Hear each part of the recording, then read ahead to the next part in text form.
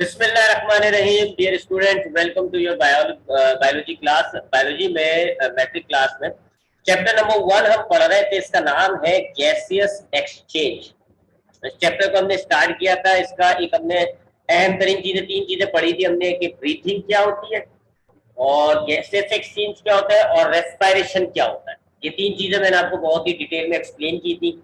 मैंने आपको बताया था कि आपके जिस्म में जितने भी सेल्स हैं सबको जिंदा रहने के लिए जो सबसे अहम तरीन चीज चाहिए होती है वो है एनर्जी।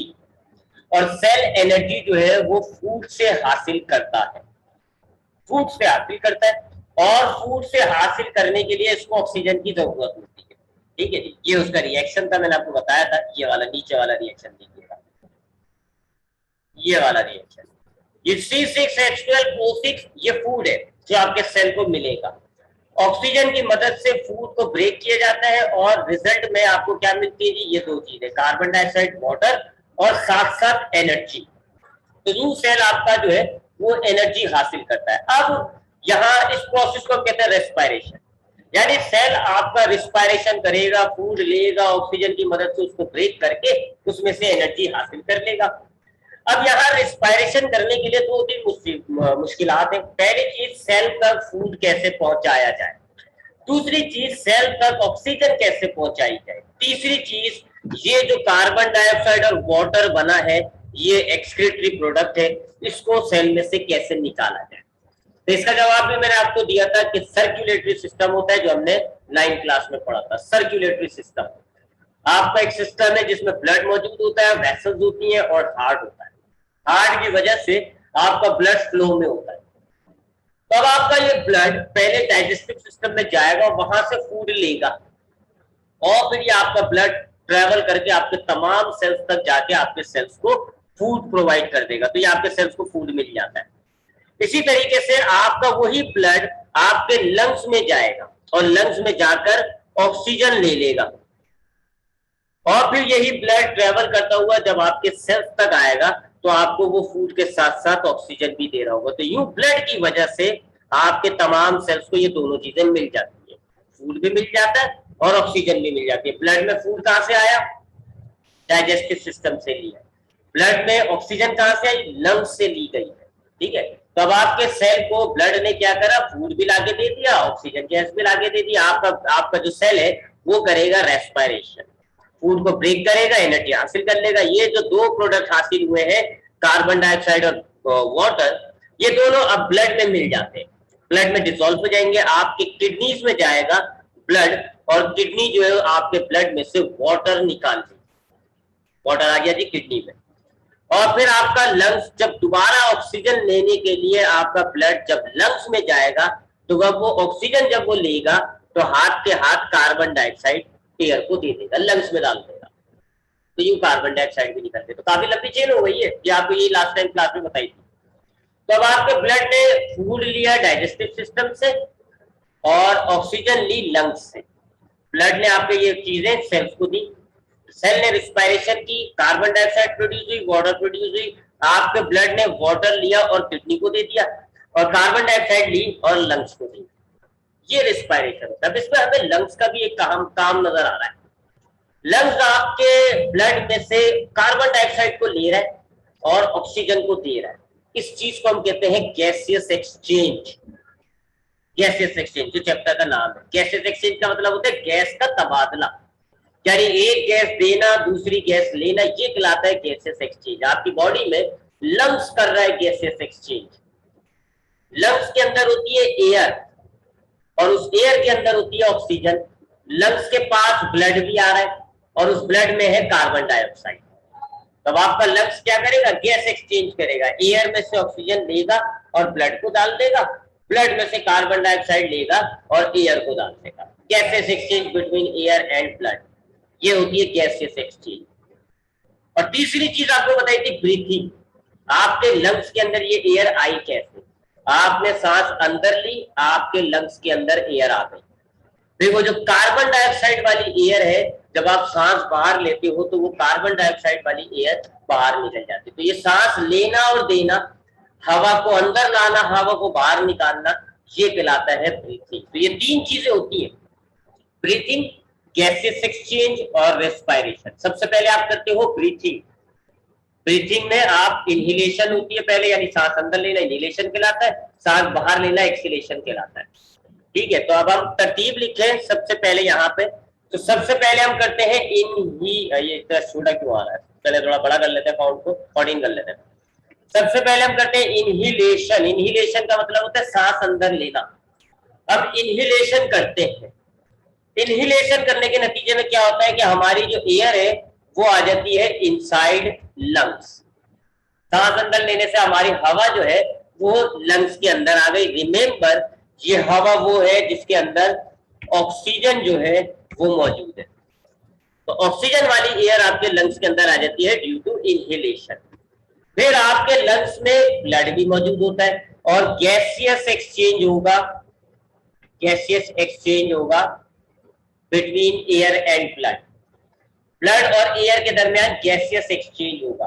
तब आपकी एयर में से ऑक्सीजन निकल गई, ब्लड में चली गई, और ब्लड में से कार्बन डाइऑक्साइड निकल के आपकी एयर में आ गई। तो अब आपके पास एयर जो है वो कौन सी हो गई, कार्बन डाइऑक्साइड वाली। ये अब आपकी ट्रेवल करेगी आउटसाइड लंग्स, आपके लंग्स से बाहर निकल जाएगी। इस वाले प्रोसेस को हम कह रहे होते हैं एक्सहेलेशन।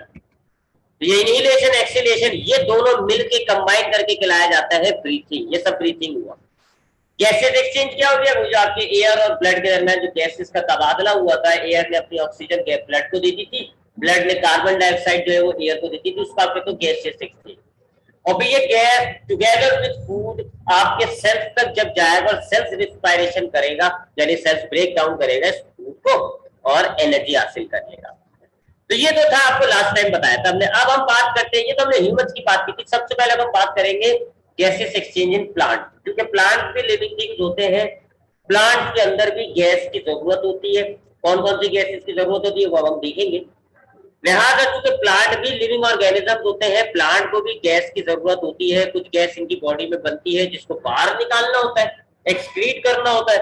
कुछ गैस ऐसी बनती है जो इनको चाहिए होगी, तो यूं इनको गैस एक्सचेंज करना पड़ेगा। प्लांट के अंदर कौन कौन से मामला होते हैं, कौन कौन सी गैसेस जो है वो चाहिए, कौन कौन सी रिलीज करनी है, वो देखते हैं। इसको हम कहेंगे गैसेस एक्सचेंज इन प्लांट। देखिए प्लांट्स के अंदर पहले हम बात कर रहे हैं कि लीव्स की। याद रखिएगा प्लांट्स के अंदर कोई रेस्पिरेटरी सिस्टम नहीं है। आपकी बॉडी में इस गैस एक्सचेंज के लिए प्रॉपर सिस्टम मौजूद है। ब्रीथिंग करते हैं आप, उससे गैस एक्सचेंज करते हैं आप उससे। उस सिस्टम को आप कहते हो रेस्पिरेटरी सिस्टम, जिसमें आपके लंग्स आएंगे, पढ़ेंगे इसी चैप्टर में। आपकी बॉडी में पूरा एक बकायदा प्रॉपर सिस्टम मौजूद है for breathing and for gases exchange. लेकिन प्लांट के पास ब्रीथिंग और गैस एक्सचेंज करने के लिए कोई प्रॉपर सिस्टम नहीं होता। लिहाजा प्लांट क्या करेगा जी, प्लांट का हर पार्ट अपने तौर पे गैस एक्सचेंज करेगा। लीव्स अपने तौर पे गैस एक्सचेंज करेंगे, रूट्स अपने तौर पे गैस एक्सचेंज करेंगे, स्टेम अपने तौर पे। यानी स्टेम के सेल्स खुद ही गैस लेंगे देंगे, रूट्स के सेल भी खुद ही लेंगे देंगे, और लीव्स के भी सेल जो है वो भी खुद से ही गैस को निकालेंगे और गैस को एब्जॉर्ब करेंगे। एक दूसरे के लिए नहीं करते, क्योंकि कोई सिस्टम नहीं है कि जी लीव ने गैस ली और रूट तक पहुंचा दी, स्टेम तक पहुंचा दी। इस चीज के लिए कोई सिस्टम नहीं है, कोई रिस्पिरेटरी सिस्टम नहीं है इनके पास। ना इनके अंदर ब्लड होता है कि जी उस ब्लड के अंदर डिसॉल्व होकर ट्रेवल हो जाए। आपके पास तो ब्लड है, आपके लंग्स से आपके सेल्स तक जो ऑक्सीजन जा रही है वो ब्लड ले जाता है। आपके पास ब्लड है, ब्लड कर लेता है जी ट्रांसपोर्टेशन का काम। लेकिन प्लांट के पास ट्रांसपोर्टेशन के लिए, गैस की ट्रांसपोर्टेशन के लिए कोई लिक्विड नहीं है, कोई मीडियम नहीं है। लिहाजा प्लांट के अंदर क्या मामला होगा, लीव्स अपने लीव्स के जितने भी सेल्स होंगे वो अपने तौर पे गैस एक्सचेंज करेंगे, रूट्स के अपने तौर पे करेंगे, स्टेम के अपने। तो पहले हम बात कर रहे हैं लीव्स की, ठीक है। अभी मैं रूट और स्टेम की बाद में बात करूंगा, पहले मैं लीव्स का बता रहा हूं आपको कि लीव्स के अंदर क्या मामला होता है। हम जानते हैं जी कि हमारे लीव्स के जो सेल्स होते हैं वो ग्रीन होते हैं। इनके सेल्स में क्लोरोप्लास्ट मौजूद होता है, और लीव्स के सेल में दो बड़े मेटाबॉलिक रिएक्शंस हो रहे होते हैं। ये दो, एक कहलाता है फोटोसिंथेसिस और एक कहलाता है रेस्पिरेशन। ये दो बड़े प्रोसेस है, मेटाबॉलिक प्रोसेस, जो आपके लीव पे हो रहे होते हैं। फोटोसिंथेसिस क्या होता है जी, फोटोसिंथेसिस में प्लांट जो है वो यानी लीव जो है वो कार्बन डाइऑक्साइड गैस लेते हैं, वाटर लेते हैं, सूरज की रोशनी और क्लोरोप्लास्ट के अंदर ये फोटोसिंथेसिस का प्रोसेस होता है और आपको फूड बनता है इनका। C6H12O6 का फूड है, साथ साथ ऑक्सीजन गैस निकलती है। ये फोटोसिंथेसिस का प्रोसेस आपने 9th क्लास में पढ़ा है पूरी डिटेल के अंदर। मैं यहाँ फोटोसिंथेसिस का प्रोसेस एक्सप्लेन नहीं करता, बस ये ध्यान में रखिएगा कि प्लांट को फोटोसिंथेसिस के लिए, लीफ के सेल्स को फोटोसिंथेसिस के लिए ये वाली गैस चाहिए, कार्बन डाइऑक्साइड गैस। जबकि फोटोसिंथेसिस के नतीजे में एक गैस तैयार होती है ऑक्सीजन, प्लांट ने ये बाहर निकालनी है। यानी फोटोसिंथेसिस के अंदर, फोटोसिंथेसिस के लिए प्लांट को कार्बन डाइऑक्साइड चाहिए, अंदर चाहिए, और ऑक्सीजन इसको बाहर निकालनी है। ये हो गया फोटोसिंथेसिस का। दूसरा रिएक्शन जो हमारे लीफ में पाया जाता है वो है रेस्पिरेशन, जो कि सब में होता है। लीफ, रूट, स्टेम, इंसान, गधा, घोड़ा सब में हो रहा होता है। फूड जो है वो ऑक्सीजन गैस की मदद से टूटता है, कार्बन डाइऑक्साइड और वाटर बनता है, साथ साथ एनर्जी हासिल हो जाती है। अब इसमें गैसेस कौन सी है? दो है जी, एक ऑक्सीजन और एक कार्बन डाइऑक्साइड। रेस्पिरेशन के अंदर प्लांट को ऑक्सीजन चाहिए और कार्बन डाइऑक्साइड फालतू होती है, उसको निकालना होता है। अब लीफ में दो प्रोसेस हो रहा है, एक प्रोसेस फोटोसिंथेसिस, एक प्रोसेस रेस्पिरेशन। फोटोसिंथेसिस के लिए लीफ को कार्बन डाइऑक्साइड चाहिए और ऑक्सीजन निकालेगा, जबकि रेस्पिरेशन के लिए वो प्लांट के लीफ को ऑक्सीजन चाहिए, रेस्पिरेशन कार्बन डाइऑक्साइड बाहर निकालेगा। एक दूसरे का अपोजिट हो रहा है। यहाँ एक साइकिल बन जाती है। क्या बन जाती है? एक साइकिल। कैसे साइकिल बनती है जी? Let me explain. पहले जरा फोटोसिंथेसिस को ले आते हैं, यहां से स्टार्ट करेंगे। अब प्लांट के लीफ क्या करेंगे जी? सपोज ये करते हैं, सबसे पहले वो करेंगे ये फोटोसिंथेसिस। सबसे पहले क्या करेंगे? वो ये वाला रिएक्शन, फोटोसिंथेसिस। ठीक है जी। अब मैं, चूंकि गैस की बात हो रही है, गैसेस एक्सचेंज, तो मैं बाकी सारी चीजें हटा देता हूं। मैं ये वाटर हटा देता हूं, मैं ये फूड मॉलिक्यूल हटा देता हूं। ठीक है, सिर्फ गैस की बात कर रहा हूं मैं। तो प्लांट में इस एरो को भी हटा देते हैं हम, इस एरो को हम ऐसे बना लेंगे। हाँ, तो प्लांट पहले करेगा फोटोसिंथेसिस। प्लांट नहीं, सॉरी, लीफ करेगा पहले फोटोसिंथेसिस। अब फोटोसिंथेसिस के लिए लीफ को क्या चाहिए होगी जी? Carbon dioxide gas. Carbon dioxide gas चाहिए होगी, तो ये कार्बन डाइऑक्साइड ये लेगा। कहां से लेगा वो मैं अभी आपको बता रहा हूं। कार्बन डाइऑक्साइड गैस ली, फोटोसिंथेसिस किया, तैयार हो गई जी ऑक्सीजन गैस। ये बाहर निकाल ले, सेल्स ने ये बाहर निकाल दी। तो जो लीफ के सेल्स है, सबसे पहले उन्होंने क्या किया? फोटोसिंथेसिस किया। इस फोटोसिंथेसिस के दौरान लीफ के सेल्स ने कार्बन डाइऑक्साइड ले ली, फोटोसिंथेसिस किया, और जो ऑक्सीजन गैस तैयार हुई वो बाहर निकाल दी। अब यहां से दूसरा प्रोसेस शुरू हो जाएगा, रेस्पिरेशन। आप जानते हैं रेस्पिरेशन में आपको ऑक्सीजन की जरूरत होती है, लिहाजा ये जो फोटोसिंथेसिस के जरिए ऑक्सीजन बनी है ये जाया नहीं होगी, ये बाहर नहीं निकलेगी, बल्कि ये रेस्पिरेशन में लग जाएगी। ये रेस्पिरेशन में इस्तेमाल होना शुरू हो जाएगी, फूड ब्रेक होगा, कार्बन डाइऑक्साइड रिलीज हो जाएगी, और वही कार्बन डाइऑक्साइड फिर फोटोसिंथेसिस में इस्तेमाल होना शुरू हो जाएगी। क्योंकि ये दोनों प्रोसेस, एक प्रोसेस वो गैस बना रहा होता है जो दूसरे में चाहिए, लिहाजा एक साइकिल बन जाती है आपकी लीफ के अंदर। दिन की बात हो रही है, दिन में एक साइकिल बन गई। आपके लीफ के सेल ने फोटोसिंथेसिस किया, जिसके नतीजे में ऑक्सीजन गैस बन गई, और उनसे लीफ के सेल्स ने इस ऑक्सीजन गैस की मदद से फूड ब्रेक करके रिस्पायरेशन करना शुरू कर दिया। अब जब रिस्पायरेशन करेगा लीफ तो कार्बन डाइऑक्साइड बढ़ेगी, वही कार्बन डाइऑक्साइड फोटोसिंथेसिस में इस्तेमाल हो जाएगी। तो देखा जाए तो दिन के दौरान कोई गैस लेगा, कोई गैस देगा नहीं, क्योंकि कार्बन डाइऑक्साइड जो निकलनी है वो फोटोसिंथेसिस में यूज हो गई, ऑक्सीजन गैस को जो बाहर निकालना था वो रिस्पायरेशन में यूज हो गई।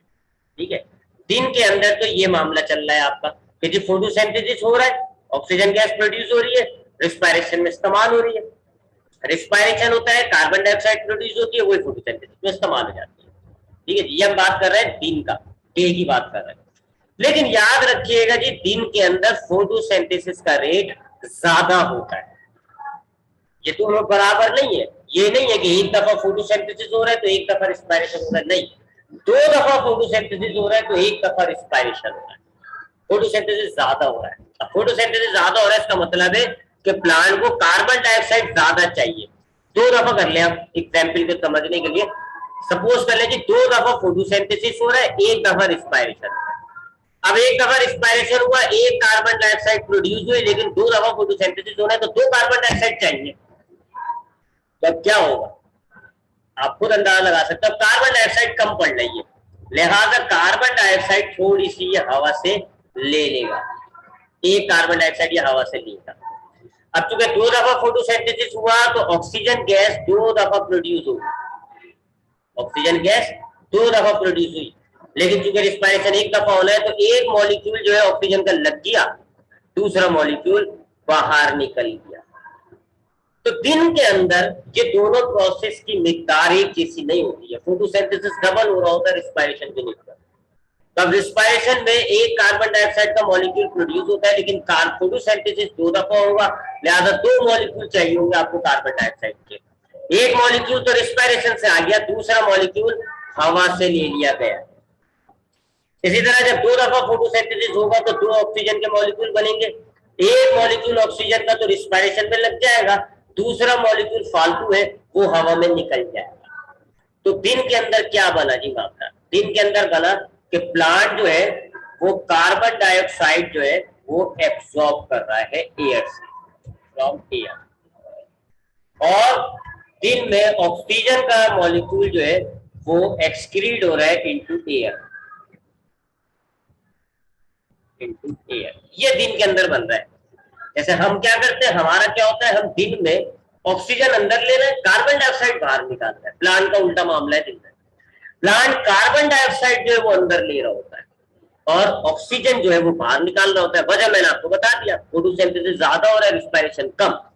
इस वजह से ये जो कार्बन डाइऑक्साइड है ये हवा में से आ रही है, ये जो ऑक्सीजन है ये हवा में रिलीज हो रही है। तो ये मैंने यहाँ लिख दिया, कार्बन डाइऑक्साइड जो है वो हवा में से एब्सॉर्ब करेगा लीफ, और ऑक्सीजन जो है वो हवा में एक्सक्रीट कर देगा। ये दिन का मामला है। अब आते हैं रात पे। What about the night? Light लिख दिया मैंने, नाइट की बात करते हैं। रात में मैं और आप जानते हैं जी रोशनी नहीं होती, और आपका ये जो फोटोसिंथेसिस का प्रोसेस है इसके लिए लाइट जरूरी है। अब चूंकि दिन में और रात में रोशनी नहीं है तो ये पूरा फोटोसिंथेसिस का रिएक्शन बंद हो जाता है, नहीं होता रात के अंदर लीफ के सेल्स में फोटोसिंथेसिस। तो अब लीफ के सेल्स में खाली एक ही प्रोसेस हो रहा होता है, रिस्पायरेशन। अब रिस्पायरेशन के लिए जो ऑक्सीजन चाहिए अब ये फोटोसिंथेसिस से नहीं ले सकता क्योंकि फोटोसिंथेसिस नहीं हो रहा। तो अब ये वाली ऑक्सीजन हवा में से आना शुरू हो जाती है, ये हवा में से आना शुरू होती है, और ये जो कार्बन डाइऑक्साइड बनती है रिस्पायरेशन के नतीजे में ये हवा में निकल जाएगी क्योंकि फोटोसिंथेसिस नहीं हो रहा कि उसमें ये इस्तेमाल हो जाए। रात में उल्टा हो गया मामला।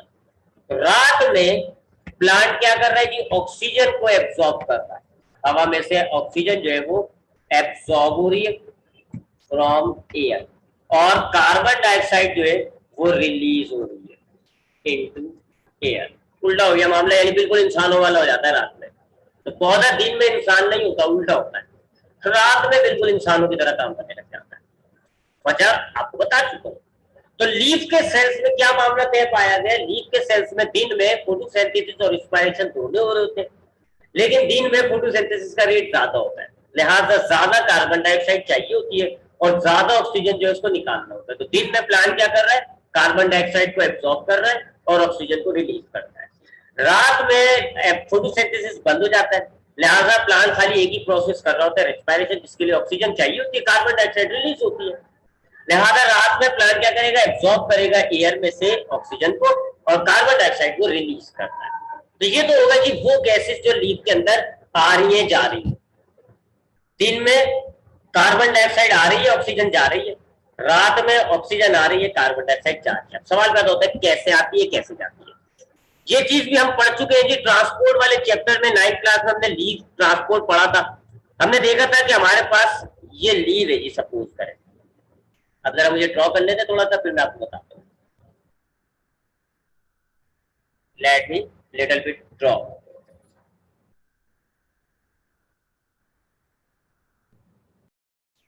अब हम ये देखते हैं कि हमारे इस लीफ के अंदर ये जो गैसेस आ रही है जा रही है, ये आती जाती कैसे है। ये हमारे पास लीफ का स्ट्रक्चर है, 9th क्लास में हमने इस स्ट्रक्चर को पढ़ा है जी।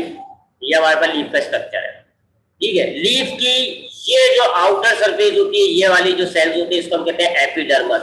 ये ऊपर वाली अपर एपिडर्मस कहलाती है, नीचे वाली जो है ये लोअर एपिडर्मस कहलाती है। इन दोनों अपर और लोअर एपिडर्मस के बीच में बहुत सारे सेल्स पाए जाते हैं, जिनमें ये जो ग्रीन वाले सेल्स हैं इनको हम कहते हैं मीजोफिल सेल्स। ये वाले भी और ये वाले भी, ये दोनों मीजोफिल सेल्स कहलाते हैं। बस फर्क क्या है कि ऊपर वाले जो है जरा गैप कम होता है, प्लस साइड मेसोफिल कहलाते हैं, नीचे वाले में जरा गैप ज्यादा होते हैं, इनको हम कहते हैं स्पंजी मेसोफिल। बहरहाल ये जो मेसोफिल सेल्स है दोनों किस्म के, ये वाले भी और ये वाले भी, ये करते हैं फोटोसिंथेसिस। जबकि ये जो आपको नजर आ रहा है बीच में ये हिस्सा, ये वेस्कुलर बंडल हो गया जी, जाइलम और फ्लोएम। जाइलम जो है वो रूट में से पानी ला रहा है, फ्लोएम जो है ये जो लीफ खाना तैयार करेगा, फ्लोएम के जरिए ये जाता है। तो ये हमारे पास लीफ का स्ट्रक्चर हो गया जी, ये हमारे पास लीफ का स्ट्रक्चर हो गया, ठीक है। अब हमारे पास ये जो एपिडर्मस होते हैं ना, चाहे वो अपर एपिडर्मस हो, ये वाला जी अपर एपिडर्मस हो, चाहे हमारे पास ये लोअर एपिडर्मस हो, दोनों में छोटे छोटे से सुराख पाए जाते हैं। इन सुराखों को हम कहते हैं स्टोमेटा। अपर एपिडर्मस में ये आपको नजर आ रहा है, लोअर एपिडर्मस में ये बनाए हुए इन्होंने डायग्राम में, ये दे आर द स्टोमेटा। तो हमारे पास ये जो अपर और लोअर एपिडर्मस होते हैं इनमें सुराग होते हैं। यूं समझ लो आप, जैसे आपकी स्किन होती है ना, ऐसे ही अपर एपिडर्मस है, लेकिन आपकी स्किन पे कोई सुराग नहीं है, इनकी स्किनों पे सुराग होता है। तो अगर आप लीफ लोगे तो लीफ की ऊपरी सरफेस हो, नीचे की सरफेस हो, इन पे छोटे छोटे माइक्रोस्कोपिक सुराग होते हैं, नॉर्मल आंखों से नजर नहीं आएंगे, माइक्रोस्कोप से नजर आएंगे। माइक्रोस्कोपिक छोटी छोटी सी ओपनिंग्स होती हैं, that openings are called stomata, ठीक है। सिंगुलर कहते हैं हम स्टोमा, ये लिखा हुआ आपके सामने ये। और बहुत सारे स्टोमेटा की बात, स्टोमा की बात करोगे तो स्टोमेटा कहलाता है। तो इन सुरागों को आप कहते हैं स्टोमेटा।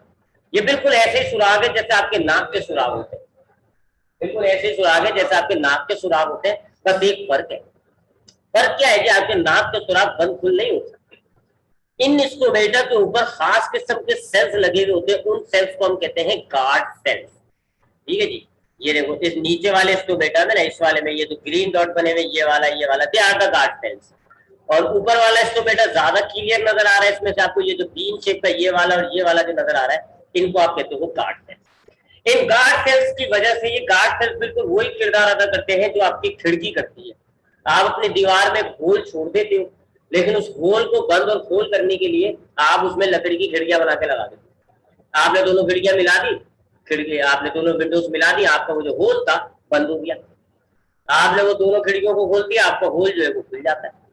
बिल्कुल इसी तरीके से ये जो आपके लीफ की सरफेस पे सुराग है स्टोमेटा, इन पे दो सेल्स लगे हुए गार्ड सेल्स, ये दोनों मिल जाएंगे सुराग बंद हो जाएगा, ये दोनों दूर हो जाएंगे सुराग खुल जाता है।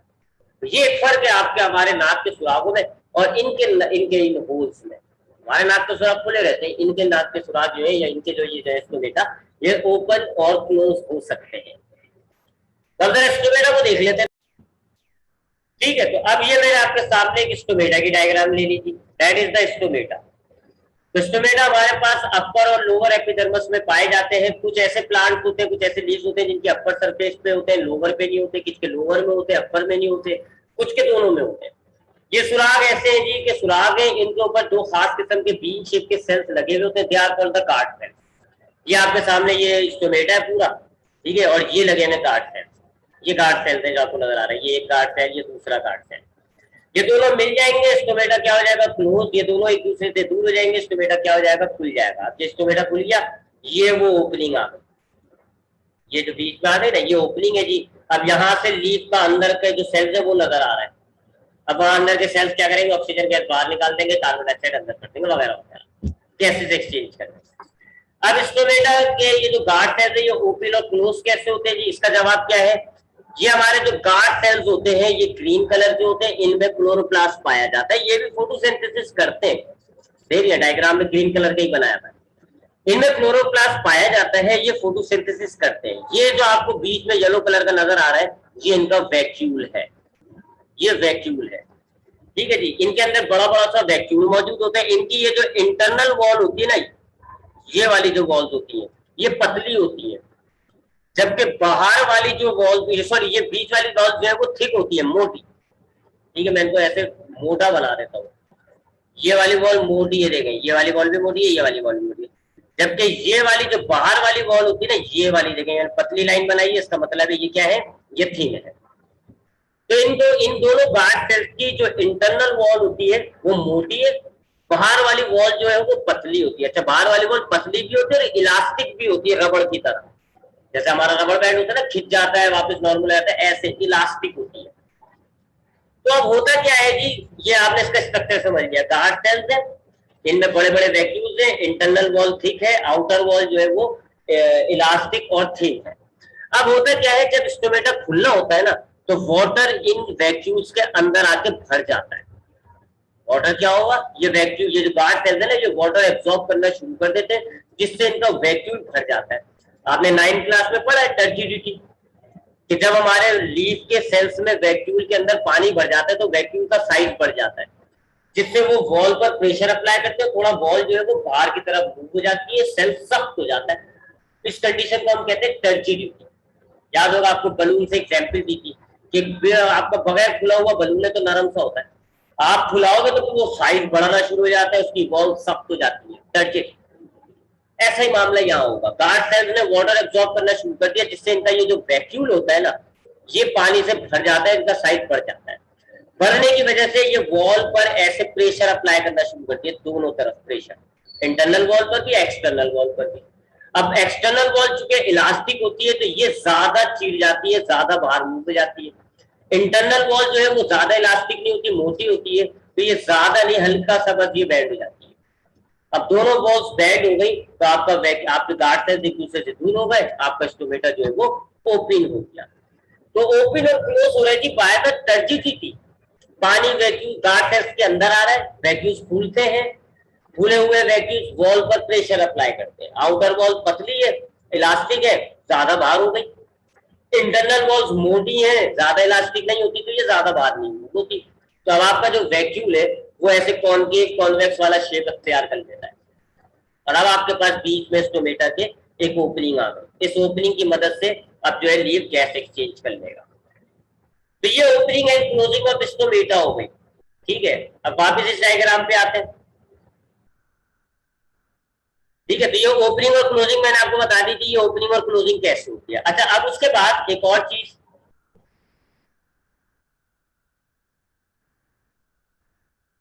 एक मिनट रुकिएगा।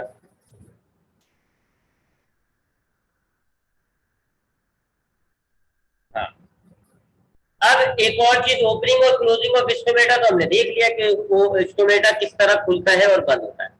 अब एक और चीज वो ये है कि हमारे पास ये जो लीफ के इंटरनल सेल्स होते हैं ना, मेसोफिल सेल्स, जो फोटोसिंथेसिस कर रहे हैं, ये वाले मेसोफिल सेल्स, ये जितने भी इंटरनल सेल्स हैं, ये इन सेल्स के बीच में स्पेसिस बहुत होती है। इन स्पेसिस को हम कहते हैं एयर स्पेसिस या एयर सेल। देखिए साफ नजर आ रहा है, ये एयर स्पेस, ये खास करके जहां बैक्टीरिया स्टोमेटा होता है ना, वहां जरा ज्यादा बड़ी एयर स्पेसिस पाई जाती है। तो हमारे पास इन सेल्स के दरमियान, यानी लीफ के सेल्स के दरमियान स्पेसिस बहुत है। नजर आ रहा है ना आपको, हर सेल के दरमियान देखो एक दूसरे से जुड़ा हुआ नहीं, ये गैप है, देखो ये गैप है, ये एयर स्पेसिस है, ये एयर स्पेसिस है, यहाँ पे भी देख लो आपको एयर स्पेसिस नजर आ रही है। ये एयर स्पेसिस क्यों होती है जी? ताकि गैस जमा की जा सके। अब ये जो लीफ के सेल्स हैं, ये क्या करते हैं जी, जब ये फोटोसिंथेसिस करेंगे या रिस्पायरेशन करेंगे, मिसाल है दिन की बात कर रहे हैं, तो कार्बन डाइऑक्साइड, वो ऑक्सीजन जो है वो बाहर निकालती है। तब ये लीफ के सेल्स क्या करेंगे, अपनी इन एयर स्पेसिस में ऑक्सीजन को जमा करके फिर वो एयर स्पेसिस में यहाँ पर आ जाती है ऑक्सीजन। ठीक है, इस सेल ने यहाँ निकाली, फिर ट्रेवल करते हुए एयर स्पेसिस, फिर एक सेल से दूसरे डिफ्यूजन के जरिए यहाँ एयर स्पेसिस में जमा हो जाती है। स्टोमेटा खुलता है, ये ऑक्सीजन बाहर निकल जाएगी, वही डिफ्यूजन के जरिए, from high concentration to low concentration. इसी तरह बाहर हवा में क्या मौजूद है, कार्बन डाइऑक्साइड मौजूद है, तो ये हमारे स्टोमेटा के जरिए पहले इन एयर स्पेसिस में आएगी, और फिर सेल्स जो है वो एयर स्पेसिस से इस गैस को डिफ्यूज कर देंगे। तो ये एयर स्पेसिस जो है गैस जमा करने के लिए बड़ी अहम चीज होती है। लीफ के सेल्स इसमें गैस जमा कर लेते हैं, स्टोमेटा खुलता है, गैस बाहर निकल जाती है, या बाहर से जो गैस आ रही है वो इन एयर स्पेसिस में जमा हो जाती है, फिर सेल्स जो है इन एयर स्पेसिस में से ये गैसेस को ले लेते हैं।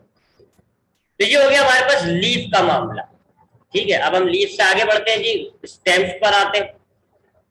स्टेम्स पर आते हैं, स्टेम्स हमारे पास दो किस्म के होते हैं, दो किस्म के आपने देखे होंगे स्टेम। एक होते हैं यंग स्टेम, यंग स्टेम होते हैं जी, जवान जवान से स्टेम होते हैं, ये ग्रीन कलर के होते हैं, ग्रीन कलर के होते हैं, ये फोटोसिंथेसिस वगैरह कर सकते हैं। एक आपने देखे होंगे वुडी स्टेम, वुड स्टेम होते हैं जी, वुड वाले स्टेम होते हैं। ग्रीन स्टेम तो जो है वो आपके वही जो लीफ वाला मामला ऐसा होता है, लेकिन इनका स्टोमेटा नहीं होता, लेंटिकल्स होता है। वो लेंटिकल्स क्या होता है वो मैं आपको दिखाता हूँ।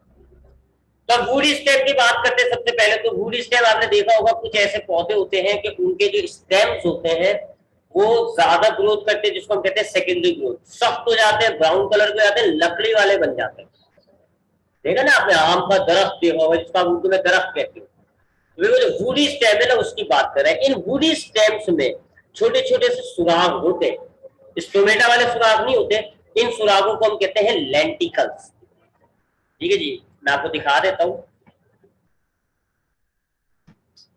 ये जो हमारे वुडी स्टेम्स होते हैं ना, ये देखे आता है, ये आपके पास होते हैं वुडी स्टेम्स, ये सख्त वाले। इन सुरागों, इन इन स्टेम्स में छोटे छोटे से पोर्स होते हैं, इन पोर्स को हम कहते हैं लेंटिकल्स। ये जरा इंटरनल डायग्राम है।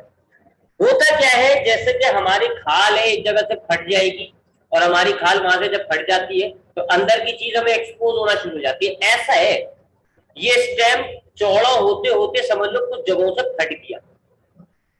स्टेम जो है ना, ये आप आगे की क्लास में पढ़ोगे, सेकेंडरी ग्रोथ जैसी इसी बुक में भी है, आपके आगे पढ़ेंगे।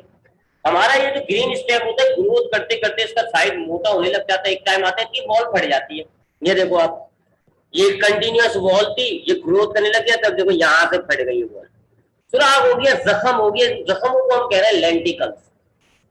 इनमें और स्टोमेटा में क्या फर्क है? स्टोमेटा में गार्ड सेल्स लगे होते हैं, वो खुल बंद हो सकते हैं, इनमें कोई गार्ड सेल नहीं होते, ये वो खुले ही रहते हैं। नीचे के जो इंटरनल सेल्स होते हैं ना, अंदर के सेल्स, वो इनमें भर जाते हैं, इन सुरागों, इन जख्मों के अंदर। तो इन छोटे छोटे स्टेम्स में पाए जाने वाले पोर्स को हम कहते हैं लेंटिकल्स। यहां से स्टेम जो है वो गैस एक्सचेंज करेगा।